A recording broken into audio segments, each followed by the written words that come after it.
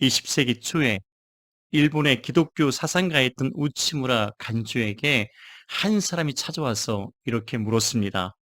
성경에 기록된 기적과 상식적으로 이해되지 않는 그런 것까지도 그대로 믿어야 합니까? 그러자 이렇게 대답을 했습니다. 기적으로 시작해서 기적으로 끝나는 것이 바로 성경입니다. 성경에서 기적을 빼버리면 무엇이 남는지 아십니까? 성경의 앞표지와 뒷표지만 남는 것입니다. 그렇게 대답을 했다는 것입니다. 성경은 내가 아는 지식과 상식으로는 다 이해할 수 없는 많은 기적과 예언의 말씀을 담고 있습니다. 그럼에도 우리는 성경을 무오한 하나님의 말씀으로 믿는 것입니다. 그러나 만일 세상의 학문과 지식으로 검증되지 않았다고, 인간의 이성과 상식으로 이해되지 않는다고 성경을 내 마음대로 더하거나 빼버린다면 그것이 참된 믿음이라 하겠습니까? 그런 믿음으로 어찌 삼위일체, 천지창조, 예수님의 성육신과 부활과 재림에 대해서 말씀 그대로 믿을 수 있을까요? 비록 나의 지식과 상식으로 다 이해되진 않지만 하나님은 성경대로 실존하시고 지금도 말씀하시고 영원히 우리와 함께 하시는 줄 믿습니다. 이것을 가리켜서 순전한, 진정한 기독교 신앙이라 말하는 것입니다. 우리가 이 기독교 신앙으로 하나님을 믿고 성경을 믿는 순전한 믿음을 내게 주신 하나님께 감사드려야 할 것입니다. 오늘 본문에서 초대교회 당시 사도들을 통해서 민간에 많은 표적과 기사가 일어났다고 말씀합니다. 그런데 이 표적과 기사가 왜 사도들을 통해서 나타났는가를 알아야 합니다. 그것은 사도들의 위대함을 우리에게 말하고자 하는 것이 아닙니다. 반대로 이 표적과 기사로서 우리에게 알리고자 하신 하나님의 뜻이 무엇인가를 우리는 알아야 하는 것입니다. 그것은 이 표적과 기사로 예수 그리스도의 복음이 효과적으로 전파되도록 하나님이 행하신 은혜였다는 것입니다. 이것이 오늘 이 말씀에서 중요한 핵심 포인트입니다. 즉, 사도들의 손을 통해 민간에 나타난 여러 가지 표적과 기사들은 예수님이 누구이신가를 우리에게 효과적으로 보이신 하나님의 은혜요 역사라는 것입니다. 곧 하나님의 아들이시고 우리의 그리스도가 되시며 만물의 주와 생명의 주가 되심을 알게 하신 하나님의 은혜의 방편이라는 것입니다. 지금도 이 땅 가운데 이루어지는 성령의 역사와 기적들은 우리를 예수님께로 인도하고 회개하여 구원을 얻게 하시는 하나님의 은혜의 역사들입니다. 당장 눈앞에 나타난 표적과 기사가 아닌 오직 예수께로 시선을 돌리고 주를 바라볼 수 있는 믿음을 가져야 합니다. 초대교회 당시 사도들을 통해서 나타났던 많은 표적과 기사, 즉 기적들은 그들로 예수를 알고 믿고 구원을 얻게 하신 전적인 하나님의 은혜의 방편이었습니다. 이같이 표적과 기사가 나타난 복음의 현장에서 많은 남녀의 무리가 예수를 믿고 나왔다는 것입니다. 교회에 대한 사람들의 진송이 날마다 끊이지 않았습니다. 복음의 반감을 가졌던 유대인들을 제외하고 대부분의 사람들이 교회에 대해서 칭찬을 아끼지 않았다는 것입니다.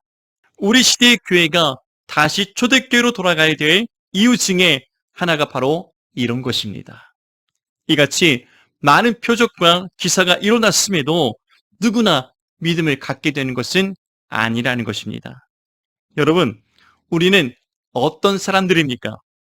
오늘도 예수 그리스도의 복음을 들으며 하나님께로 날마다 가까이 나아오고 있습니까? 이 시간도 하나님 말씀을 사모함으로 주 앞에 나아가기를 원하십니까? 믿음은 눈에 보이는 기적의 유무와 상관이 없습니다. 눈앞에 예수 이름으로 깜짝 놀랄 만한 기적이 일어난다고 예수를 꼭 믿는 것은 아닙니다. 반면에 눈앞에 기적이 없다고 예수를 믿지 않는 것도 아니라는 것입니다. 여러분은 기적을 보고서 예수님 믿고 있습니까? 복음의 말씀을 듣고서 예수님을 믿고 있습니까? 하나님은 오늘 또 그 택하신 자들을 부르시고 복음을 듣게 하심으로 예수를 알고 믿게 하십니다. 하나님은 전도에 미련한 것으로 믿는 자들을 구원하시기를 기뻐하신다고 말씀하셨습니다. 예수님이 이 땅에 계시는 동안 얼마나 많은 표적과 기사를 보여주셨습니까? 요한복음 6장 26절에서 예수님은 자신을 애타게 찾던 무리를 향해서 이렇게 말씀하셨죠. 예수께서 대답하여 이르시되 내가 진실로 진실로 너희에게 이르노니 너희가 나를 찾는 것은 표적을 본 까닭이 아니요 떡을 먹고 배부른 까닭이로다. 이는 그들이 표적과 기사를 보고서 예수님이 누구이신가를 찾은 것이 아니라 배가 고프고 굶주리니까 예수님을 찾아왔다는 것입니다. 사람들은 이 표적과 기사를 통해 예수님이 하나님의 아들이시오 그리스도시오 구주이심을 믿어야 했습니다. 여러분, 초대교회에서 왜 이 많은 표적과 기사가 나타났을까요? 그것은 예수님이 그들에게 효과적으로 보이시기 위한 하나님의 은혜였다는 것입니다. 그럼에도 눈앞의 표적과 기사만 집중할 뿐 예수를 알고 보지는 못했다는 거예요. 이 표적과 기사가 바로 예수님을 우리에게 보이신 하나님의 은혜라는 것을 깨닫지 못했던 것입니다. 여러분, 오늘 또 떡이 필요해서 예수님을 찾고 있습니까? 그러나 예수님이 내 영혼의 구세주시오 그리스도시오 하나님의 아들이심을 믿기에 오늘 이 자리에 찾아온 줄로 믿습니다. 우리의 삶에서 어떤 어려운 일을 만난다 할지라도 어떤 표적과 기사가 나타난다 할지라도 내 기도에 응답하셨든 하지 않으셨든 그것과는 상관없이 오직 예수를 하나님의 아들로 믿고 그분이 나의 구세주요 나의 구원자이심을 믿기에 오늘 또 믿음으로 주 앞에 찾아 나오신 줄로 믿습니다. 그런 믿음으로 우리가 승리하는 믿음의 삶을 살아가야 될 줄로 믿습니다.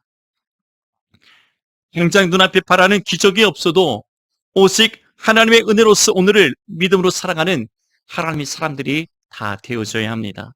이 시간 눈앞에 기적을 넘어서 믿음으로 주를 바라고 나아가는 우리 모두가 되시기를 주님의 이름으로 축복합니다.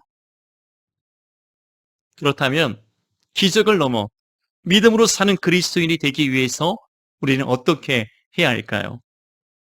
첫째, 거룩한 두려움의 믿음을 가져야 합니다. 본문 11절에서 온 교회와 이 일을 듣는 사람들이 다 크게 두려워하니라 말씀하고 있습니다. 도대체 소위 잘 나가던 예루살렘 교회가 무슨 소식을 들었길래 이같이 크게 두려워했을까요? 이는 예루살렘 교회 성도였던 아나니아와 삽비라 부부의 죽음 때문이었습니다. 그들 부부는 성령을 속이고 거짓을 행한 채로 하나님께 징계를 받아 죽음을 당했습니다. 사도행전 5장 1절에서 2절입니다. 아나니아라 하는 사람이 그의 아내 삽비라와 더불어 소유를 팔아 그 값에서 얼마를 감춤해 그 아내도 알더라. 얼마만 가져다가 사도들의 발 앞에 두니. 당시 은혜 받은 성도들 중에서는 자발적으로 자신들의 밭과 집을 팔아서 하나님께 온전히 드린 사람들이 많았습니다. 그리고 사도들은 그것을 가져다가 각 사람의 필요에 따라서 나누어 주고 교회는 아름답고 은혜롭게 성장해 나아갔습니다. 아나니아와 삽비라도 자신들의 땅을 팔아서 그 값을 하나님께로 드리기로 작정했던 것입니다. 그런데 그 과정에서 일부를 자신의 것으로 감추고 나머지 일부를 하나님께 드렸던 것이죠. 그러나 그들의 행위가 결코 성령을 속일 수는 없었던 것입니다. 3절에 베드로가 이르되 아나니아야 어찌하여 사탄이 내 마음이 가득하여 내가 성령을 속이고 땅값 얼마를 감추었느냐. 이는 하나님께서 성령을 속인 것, 거짓을 행한 것을 두고서 아나니아를 책망하신 말씀입니다. 비록 시작과 의도는 선하고 정당했을지라도 그 과정에서 하나님께 범죄한 것을 하나님이 직접 심판하신 것입니다. 베드로가 이 말을 하는 순간 아나니아가 그 자리에서 쓰러져 죽었습니다. 아나니아가 이 말을 듣고 엎드러져 혼이 떠나니 이 일을 듣는 사람들이 다 크게 두려워하더라. 여러분, 만일 하나님께서 똑같은 잣대를 대고 우리에게 말씀을 하신다면 과연 이 자리에서 살아서 지옥으로 돌아갈 사람이 몇 분이나 있을까요? 하나님은 내게 너무나 은혜롭고 자비하신 분임을 믿고 감사하시기 바랍니다. 하나님은 그 시대에 하나님을 속이고 거짓을 행한 이 죄가 얼마나 크고 두려운 것인지에 대해서 초대교회 가운데 샘플로 삼으셨던 것입니다. 성령을 속이고 거짓을 행한 이 죄가 이렇게 크고 무섭다는 것을 교회 앞에 하나님께서 보여주셨던 것입니다. 그 자리에서 함께 있었던 성도들이 다 같이 되게 두려움에 떨었던 것입니다. 그리고 이 소식은 빠르게 예루살렘 교회 전체에 삽시간에 퍼져 나갔습니다. 11절입니다. 온 교회와 이 일을 듣는 사람들이 다 크게 두려워하더라. 여러분, 하나님은 이렇게 행하심으로 하나님의 심판과 징계가 얼마나 크고 두려운 것인지를 교회 앞에서 공개적으로 나타내셨던 것입니다. 당시 예루살렘 교회는 신앙의 핍박과 박해 속에서도 세상 어느 곳과 비교할 수 없을 만큼 사랑과 은혜가 넘쳤던 곳입니다. 그런데 이 예상치 못한 뜻밖의 일로 인해서 온 교회가 큰 두려움에 휩싸인 것입니다. 그러나 그 두려움은 세상이 주는 사탄이 가져오는 공포의 두려움이 아니었습니다. 그것은 하나님을 향한 거룩한 두려움, 하나님을 향한 경외의 마음이었던 것입니다. 우리가 믿는 하나님은 한없이 무조건 좋으신 하나님이 아니라 우리의 죄악을 반드시 찾아내시고 심판하시는 공의의 하나님 되신 것을 깨닫게 된 것입니다. 너무나 자상한 아버지 같지만 또한 공의의 아버지가 되심을 그들에게 보이신 사건이 바로 이 사건이었던 것입니다. 당시 초대교회 성도들은 이 사건을 두고서 잊지 않고 그들의 신앙생활의 초석으로 삼았을 것입니다. 나도 이렇게 될 수 있구나를 깨닫게 된 것입니다. 그렇다면 나는 어떻게 주 앞에서 살아갈 것인가? 나는 어떻게 하나님을 섬기며 믿어야 할 것인가? 초대교회가 이 같은 거룩한 두려움을 갖게 되었던 첫 번째 사건이라 할 것입니다. 그만큼 너무나 큰 충격적인 사건이었기에 누가는 사도행전에서 이 사건에 대해서 세세하게 기록한 것입니다. 하나님을 향한 거룩한 두려움은 파멸의 늪으로 빠뜨리는 두려움이 아닙니다. 나를 낮추고 겸손케 하는 구원의 축복이 되는 것입니다. 이 거룩한 두려움은 우리의 심령과 삶을 하나님 앞으로 겸손히 인도합니다. 선지자 이사야는 이사야서 6장에서 이렇게 고백을 했습니다. 내가 본즉 주께서 높이 들린 보좌에 앉으셨는데 그의 옷자락은 성전에 가득하였고 수랍들이 모시고 섰는데 각기 6날개가 있어 그 둘로는 자기의 얼굴을 가리었고 그 둘로는 자기의 발을 가리었고 그 둘로는 날며 서로 불러 이르되 거룩하다 거룩하다 거룩하다 만군의 여호와여 그의 영광이 온 땅에 충만하도다 하더라. 그때 내가 말하되 바로다 나여 망하게 되었도다. 나는 입술이 부정한 사람이요 나는 입술이 부정한 백성 중에 거주하면서 만군의 여호와이신 왕을 되었음이로다 하였더라. 이것이 바로 우리가 기적을 넘어서 믿음으로 나아가는 참 성도의 모습이라 할 것입니다. 주님 앞에서 나는 입술이 부정한 사람이다. 입술이 부정한 백성 중에 거주하면서 만왕의 왕이신 하나님을 배웠다고 고백했던 이사야 선지자처럼 오늘 이 자리에서 하나님을 예배할 때 하나님을 경멸하는 예배가 아니라 하나님을 향해서 거룩한 두려움, 동의감을 가지고 예배하는 주의 성도들, 백성들이 되어야 할 줄로 믿습니다. 둘째, 주께로 더 가까이 나아가는 믿음이 되어야 합니다. 거룩한 두려움을 가진 우리는 믿음으로 하나님께 나아가야 할 것입니다. 우리는 오직 예수의 피를 힘입어서 하나님께 나아갈 담력을 얻었습니다. 하나님을 피해서 도망하던 요나와 같은 믿음이 아니라 하나님께로 더 가까이 나아가는 믿음의 사람이 되어야 합니다. 이것이 복된 믿음이요 참된 성도의 모습인 것이죠. 하나님은 이 시간 우리를 그 사랑의 팔로, 은혜의 팔로 안으시고 우리에게 복주시기를 간절히 원하십니다. 하나님은 도움이 필요해서 죽기로 나온 주의 자녀를 결코 외면치 않습니다. 이 시간 이 자리에 있는 여러분 한 사람도 주님이 외면하지 않으십니다. 주의 말씀을 듣고 순종하고자 한다면 오늘 이 말씀을 통해서 능히 주의 은혜가, 주님의 축복이 우리에게 임한 줄로 믿습니다. 예수님은 우리가 하나님께로 나아갈 구원의 길이 되시기 위해서 십자가에서 친히 죽으셨던 것입니다. 사도들의 손을 통하여 민간의 표적과 기사가 많이 일어나매 믿는 사람이 다 마음을 같이하여 솔로몬 행각에 모이고 그 나머지는 감히 그들과 상종하는 사람이 없으나 백성이 싱숭하더라. 믿고 주께로 나오는 자가 더 많으니 남녀의 큰 무리더라.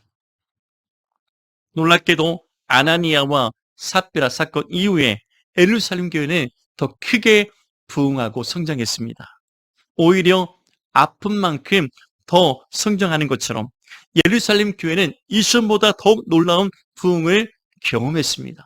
하나님 나라의 능력을 경험했던 것입니다. 더 많은 표적과 기사가 사도들의 손에서 일어났습니다. 그럼에도 여전히 예수님을 구주로 믿지 않던 사람들도 있었습니다. 13절입니다. 그 나머지는 감히 그들과 상종하는 사람이 없으나 백성이 싱숭하더라. 여기서 그 나머지란 기독교의 반감을 갖고 있던 유대인들, 지도자들이 가리킵니다. 또는 여전히 복음에 대해서 무관심했던 사람들도 많이 있었습니다. 지금도 그렇지 않습니까? 교회는 나오지 않지만 교회에 대해서 칭찬하는 사람들이 있잖아요. 반면에 적극적으로 반대하는 사람들도 있지 않습니까? 또한 수십 년간 예수를 믿어도 아직까지 죽기로 나오지 못한 분들도 있습니다. 여기서 믿는다는 것은 예수님을 나의 진정한 속죄자요, 나의 구원자로서 영접하고 나의 마음과 삶을 온전히 주께 드림으로 나아간다는 의미가 있습니다. 단순히 표적과 기사를 보고서 소문을 듣고서 나오는 것이 아니라 하나님의 거룩한 두려움으로 예수를 나의 구주로 믿고 나오는 것을 의미합니다. 여러분, 우리의 믿음은 여전히 기적 안에 머물러 있습니까? 기적을 보고, 즉 표적과 기사를 보아야만 예수를 믿으시겠습니까? 내 눈앞에 어떤 기적, 어떤 표적과 기사가 나타나지 않는다 할지라도, 내 평생 단 한 번 기도의 응답을 받지 못한다 할지라도 여전히 나는 하나님을 믿음으로, 예수를 믿음으로 주님 앞에 나오는 주의 백성이 되는 것이 축복이요 은혜인 것을 믿으시기 바랍니다. 기적 안에 머무는 믿음은 언제나 그 기적 때문에 언젠가 하나님께 실망하고 떠날 수 있습니다. 그러나 예수를 나의 진정한 구원의 표적과 기사로 삼는 사람들은 절대 하나님께 실망하지 않습니다. 하나님을 결코 떠나가지 않습니다. 예수님이 진정한 나의 구원 되심을, 구원자가 되심을 믿기 때문입니다. 그렇게 오늘도 우린 하나님을 향한 크고 두려움으로 주의 사랑과 은혜의 팔에 안겨서 주님의 안식과 위로를 누리는 우리 모두가 되어야 할 것입니다. 주의 품 안에 안겨 참된 안식과 소망을 누리며 믿음으로 살아가는 우리 모두가 다 되시기를 주님의 이름으로 축복합니다.